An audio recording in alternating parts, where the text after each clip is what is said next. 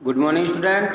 6 के स्टूडेंट्स, देखिए जो राम कथा है उसके अंदर पढ़ रहे हैं हम सेकंड चैप्टर में। इसमें देखो 10 नंबर पेज नंबर पे, तो महर्षि का आश्रम वहाँ से अधिक दूर नहीं था, लेकिन तब तक रात हो चली थी। विश्वामित्र ने वह पूरी अगले दिन तय करने का निर्णय लिया। ताड़का मर चुकी थी, उसका भय नहीं था। तीनों ने रात वहीं बिताई, ताड़का वन में, जो अब पूरी तरह भय मुक्त था। सुबह जंगल बदला हुआ था, अब वह ताड़का वन नहीं था, क्योंकि ताड़का नहीं थी। भयानक आवाजें गायब हो चुकी थी, पत्तों से गुजरती हवा थी, उसकी सरसराहट का संगीत था, चिड़ियों की चहचहाट थी, शांति थी।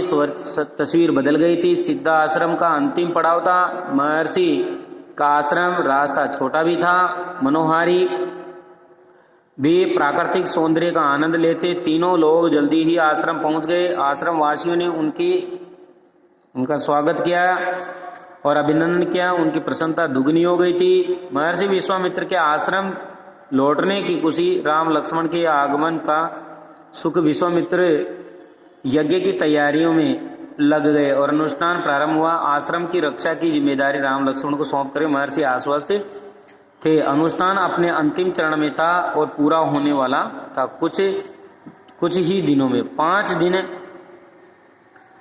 दिनों तक सब ठीक ठाक चलता रहा, शांति से और निर्विघ्न, और लगता था कि राजकुमारों की उपस्थिति ने ही राक्षसों को भगा दिया है। राम और लक्ष्मण ने यज्ञ पूरा होने तक न सोने का निर्णय किया। वे लगातार जागते रहे, चौकस रहे। कमर में तलवार, पीठ पर तुणीर, हाथ में धनुष, प्रत्यंचा चढ़ी हुई और हर स्थिति के लिए तैयार। अनुष्ठान का अंतिम दिन अचानक भयानक आवाजों से आसमान भर गया। सुबाहु और मारीच ने राक्षसों के दल बल के साथ आश्रम पर धावा बोल दिया। मारीच क्रोधित था, यज्ञ के अलावा भी इस बात से कि राम लक्ष्मण ने उसकी मां को मारा था, ताड़का को। राम ने राक्षसों का हमला होते ही कार्यवाही की, धनुष उठाया, मारीच को निशाना बनाया। मारीच बाण लगते ही मूर्छित हो गया, बाण के वेग से बहुत दूर जाकर के गिरा। समुद्र के किनारे वह मरा नहीं। जब होश आया तो उठ करके दक्षिण दिशा की ओर भाग गया। राम का दूसरा बाण सुबाहु को लगा और उसके प्राण वहीं निकल गए। सुबाहु के मरने पर राक्षस सेना में भगदड़ मच गई। वे चीखते चिल्लाते भागे। कुछ लक्ष्मण के बाणों का शिकार हुए, कुछ लक्ष्मण के बाणों का शिकार हुए। अन्य जान बचा करके भाग खड़े हुए।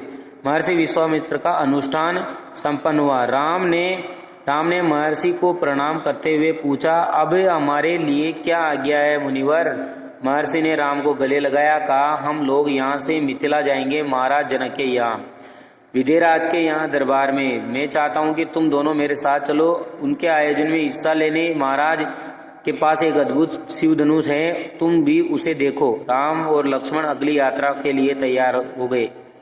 नए स्थान देखने और जानने का अवसर। सोन नदी पार कर विश्वामित्र मिथिला की सीमा के पार पहुंचे। अपने शिष्यों और राजकुमारों के साथ वे गौतम ऋषि के आश्रम से ही होते हुए नगर में पहुंचे। राजा जनक ने महल से बाहर आकर विश्वामित्र का स्वागत किया। तभी उनकी दृष्टि राजकुमारों पर पड़ी। विदेराज चकित रह गए और वे स्वयं को रोक नहीं पाए। महर्षि से पूछा, ये सुंदर राजकुमार कौन है? मैं इनके आकर्षण से खिंचता जा रहा हूँ।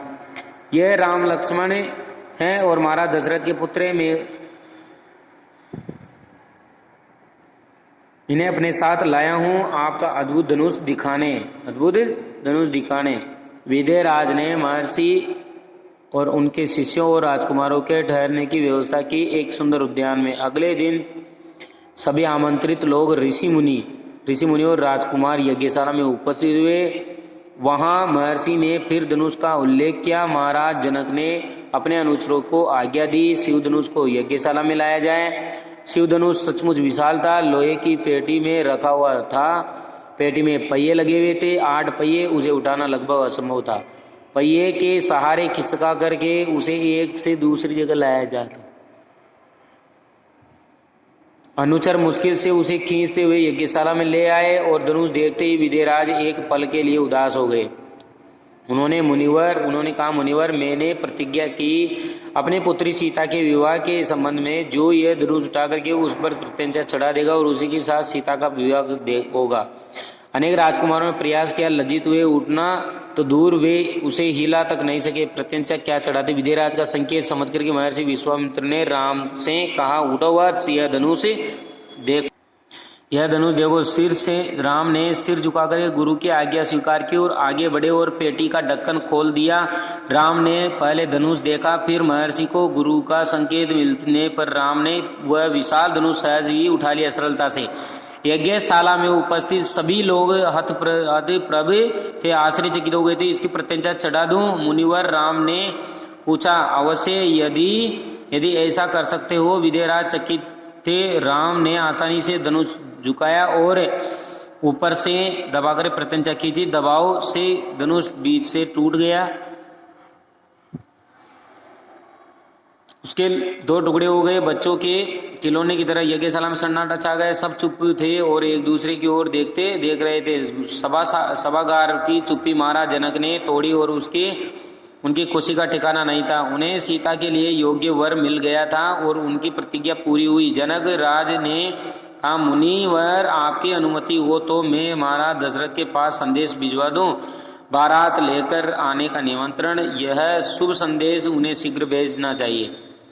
महर्षि की अनुमति से दूत अयोध्या भेजे गए और सबसे तेज चलने वाला रथों से जनकपुर में धूम मच गई। बारात के स्वागत की तैयारियां होने लगी। नगर की प्रसन्नता चरम पर थी।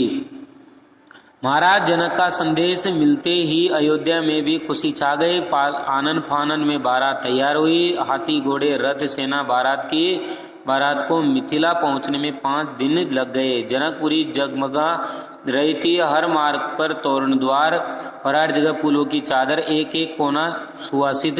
हर घर के प्रवेश द्वार पर वंदनवार और एक एक घर से मंगल गीत। सुमार्ग पर दर्शकों की अपार भीड़।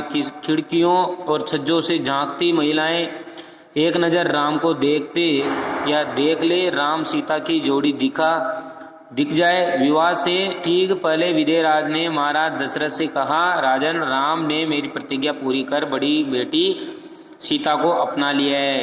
मेरी इच्छा है कि छोटी पुत्री उर्मिला का विवाह लक्ष्मण से हो जाए। मेरे छोटे भाई कुशध्वज की भी 2 पुत्रियां हैं, मांडवी और श्रुतकीर्ति। कृपया उन्हें भरत और शत्रुघ्न के लिए स्वीकार करें। राजा दशरथ ने यह प्रस्ताव सत्कार मान लिया। विवाह के बाद बारात कुछ दिन जनकपुर में रुकी। बाराती बहुओं को लेकर अयोध्या लौटे तो रानियों ने पुत्र वधुओं की आरती उतारी, स्त्रियों ने फूल बरसाए, शंख ध्वनियों से गलियां गूंज उठी और यह आनंद उत्सव लगातार कई दिनों तक ही चलता रहा। इस प्रकार से ये बेटा 2nd चैप्टर कंप्लीट हो गया है। ठीक है, धन्यवाद।